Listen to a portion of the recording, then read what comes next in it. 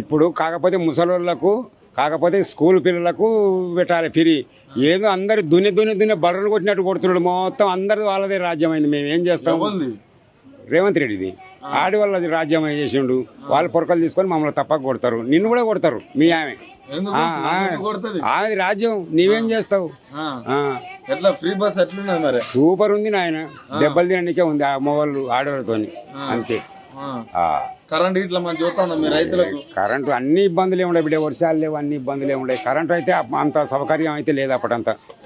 కేసీఆర్ ఉన్నప్పుడు కరెంటుకు రైతుకు వాడు మేము నిద్రగా ఆశ సచ్చినాం. కరెంటు అన్నదాత లాగా వాడు కరెంటుకు మాత్రం గ్యారంటీ ఇచ్చిండు. రైతు బంధు రూల్ అంటే రూల్ ప్రకారం ఇచ్చిండు. ఇంకా ఈయన ఎప్పుడో గద్దె కూడా మాకు ఇచ్చేది తెలియదు. ఓ నెల ఎంచు మించు ఇస్తున్నాడు ఈయన కూడా, కానీ నెల ఎంచు మించి ఇస్తున్నాడు. ఆయన కంటే 1000 రూపాయలు ఎక్కువనే కానీ ఇబ్బందులనే వస్తున్నాయి, పైసలు ఇబ్బందులే వస్తున్నాయి. మరి మీకు రైతు బంధు కావచ్చు, కరెంట్ కావచ్చు, కరెక్ట్ చేయకపోతే రైతులకు ఇబ్బందే కదా. ఇంకా ఇబ్బంది అంటే చేస్తా అంటాడు అంతే. మహిళలు కోటీశ్వరాలు నేర్తున్నాడు ఇంటికాడ. అమ్మకి 25 ఏంది లేకు పింఛన్ వస్తుందా నీకు? పింఛన్ వస్తుంది నాకు. 74 ఏండ్లు 2000 అంతే. 4000 ఇయ్యలే ఇంకా క్యూ వెళ్ళలే. అంతేనా?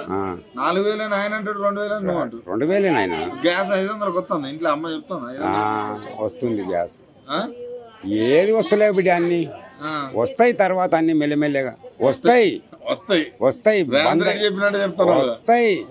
అన్ని వస్తాయి. నిద్రపోండి మంచిగా పండుకొని ముద్దుగా. అన్ని బువ్వ కూడా ఆయన్నే పెడతాడు. కలిపి పెడతాడు, మనం కలుపుకోకుండా మంచిగా పెడతాడు. ఎవరు రాజ్యం వాళ్ళని ఆయన ఎవరిని ఏమని తట్టలేదు. ఎవరు ఆయన ఉన్నప్పుడు కొన్ని మేళ్ళు, ఈయన ఉన్నప్పుడు కొన్ని మేళ్ళు, అన్ని అంతేగాని అంత సౌకర్యం రైతుకైతే వస్తాయి. వస్తాయి కట్టుకున్న సంగతి.